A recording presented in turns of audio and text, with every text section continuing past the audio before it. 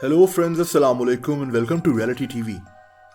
दोस्तों, international showbiz industry में एक फ्रेज बहुत मशहूर है, selling your soul to the devil, यानी शैतान को अपनी रूह बेच देना।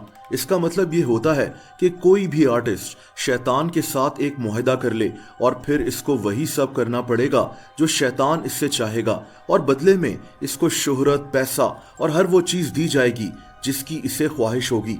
यहाँ शैतान का मतलब ये नहीं है कि शैतान खुद आकर इनसे बात करता है, बल्कि इसका मतलब दुनिया में मौजूद वो लोग हैं जो किसी भी मजहब के खिलाफ हैं, वो लोग जो नहीं चाहते कि लोग किसी भी मजहब को फॉलो करें। इन लोगों में इल्यूमिनाटी भी शामिल है। दोस्तों, इल्यूमिनाटी एक तंजीम का नाम है, लेकिन इसको एक सोच भी कहा जा सकता है। ये तंजीम 1776 में बनाई गई थी। इसको बनाने का मकसद लोगों को किसी भी मजहब के इन्फ्लुएंस से दूर रखना था, यानी लोग मजहब को अपनी जिंदगी पर हावी ना करें। ये लोग दुनिया में एक हुकूमत कायम करना चाहते हैं जिसे न्यू वर्ल्ड ऑर्डर कहा जाता है। बहरहाल ऐसे लोग मशहूर आर्टिस्ट से राब्ता करते हैं। ये लोग इन आर्टिस्ट को पेशकश करते हैं कि अगर वो इनके एजेंडा को लोगों तक पहुंचाएं तो बदले में इन आर्टिस्ट को शोहरत की बुलंदियों पर पहुंचा दिया जाएगा। जैसा कि आर्टिस्ट के बारे में मीडिया में ज्यादा से ज्यादा बात की जाएगी, मैगजीन्स में छापा जाएगा और आर्टिस्ट को दौलत भी दी जाएगी। यहाँ जरूरी नहीं है कि हर आर्टिस्ट इनकी बात मान ले या हर आर्टिस्ट को ये लोग अप्रोच करें। ये ज्यादातर हॉलीवुड में लोगों को अप्रोच करते हैं जिनकी रीच पूरी दुनिया में होती है। दोस्तों, अब ऐसे लोगों की बात करते हैं जिनके मुतालिक मशहूर है कि इन्होंने शैतान के साथ मुआहदा किया हुआ है। इसकी असल हकीकत बहरहाल अल्लाह ताला ही जानता है। दोस्तों, आज से 300 साल पहले इटली में एक मशहूर म्यूजिशियन होता था जिसका नाम टार्टिनी था। टार्टिनी ने एक दफ़ा कहा था कि इसके ख्वाब में शैतान आया था और इसने ख्वाब में शैतान के साथ एक मुआहदा कर लिया। इसने ये भी कहा कि ख्वाब में ही शैतान ने इसके वायलिन पर एक कॉम्पोजिशन बनाई थी। दोस्तों, टार्टिनी ने ख्वाब से उठकर यही कॉम्पोजिशन लिख ली और ये बाद में इसको परफॉर्म भी करता था। इसका नाम डेविल स्ट्रिल्स सोनाटा था, यानी एक कॉम्पोजिशन जो शैतान ने लिखी थी। इसी तरह निकोलो पैगनिनी की बात करते हैं। इस आदमी को तारीख का सबसे बड़ा वायलिन प्लेयर कहा जाता है। कहते हैं कि ये आदमी टूटी हुई स्ट्रिंग्स के साथ भी ऐसे परफॉर्म करता था जैसे वायलिन बिल्कुल ठीक हो। ये परफॉर्मेंस के दौरान अपनी बॉडी को अजीब तरह से मोड़ना भी शुरू हो जाता था और लोगों को इसकी परफॉर्मेंस के दौरान स्टेज पर शैतान भी नजर आता था।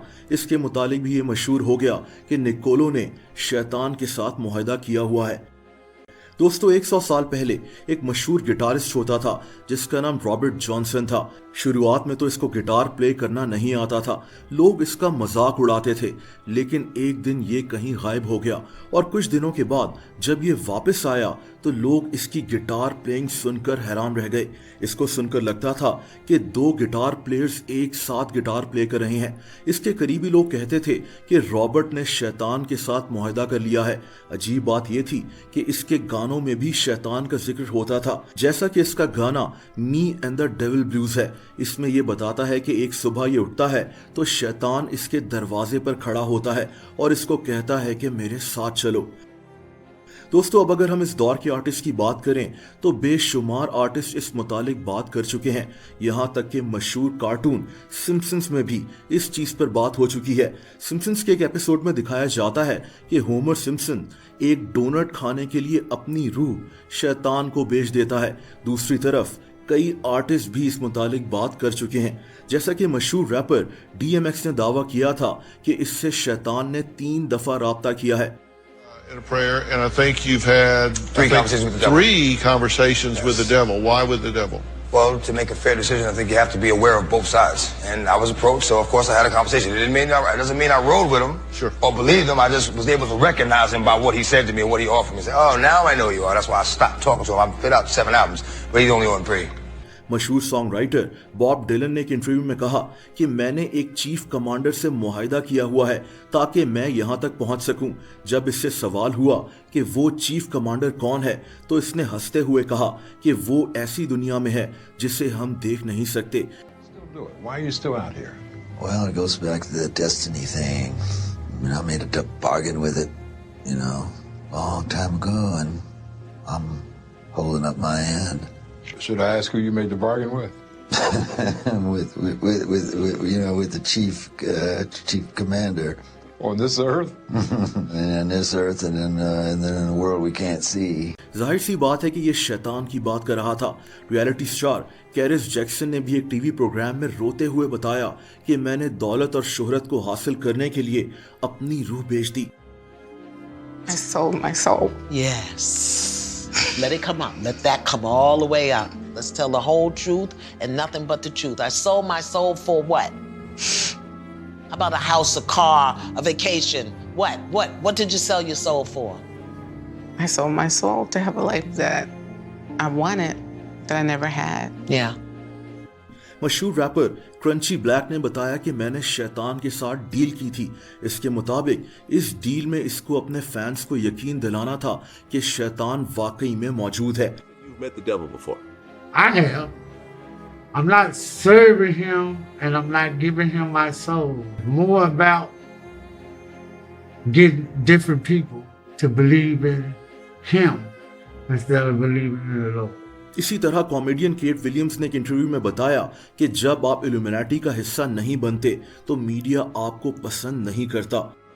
When people are against the Illuminati, then they get punched in the face all the time. The press hates them and nobody likes them.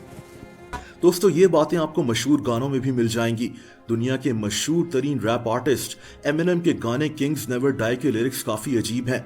Cause here I sit in Lucifer's den by the Dutch oven, just choosing to sin, even if it means I'm selling my soul just to be the undisputed again. Do whatever I gotta do just to win. Lucifer Christianity में शैतान को कहते हैं, यानी Eminem ने कहा कि मैं शैतान के पास बैठा हुआ हूँ और गुनाह कर रहा हूँ। मैं अगर अपनी रूह को बेच भी रहा हूँ तो वो इसलिए क्योंकि मैं जीतने के लिए कुछ भी कर सकता हूँ।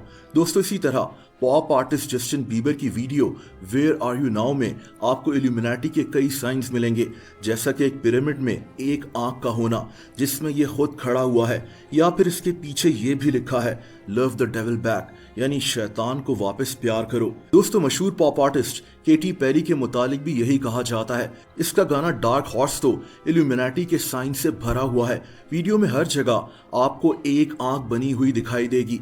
इसके अलावा इल्यूमिनाटी का ये स्टार वाला साइन हो या फिर इस गाने की थीम हो, इस गाने के मुतालिक भी यही कहा जाता है।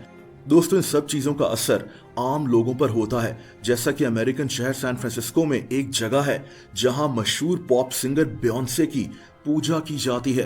आप सोचें कि लोगों के जहन को किस तरह से ट्रेन किया जा रहा है कि लोगों के लिए ये बातें बहुत नॉर्मल हो गई हैं। दोस्तों इल्यूमिनाटी हमारी दुनिया पर कितना असरअंदाज हो रही है, कौन कौन सा आर्टिस्ट वाकई में इसमें शामिल है, ये तो अल्लाह ताला ही बेहतर जानता है। लेकिन एक बात तो तय है कि इल्यूमिनाटी हो या फिर कोई दूसरी ताकत, बहरहाल दुनिया में ये सब हो रहा है। आपका इस मुतालिक क्या ख्याल है, कमेंट्स करके जरूर बताएं। दोस्तों अगर आप मुझे इंस्टाग्राम पर भी फॉलो करना चाहें तो उसका लिंक नीचे मौजूद है।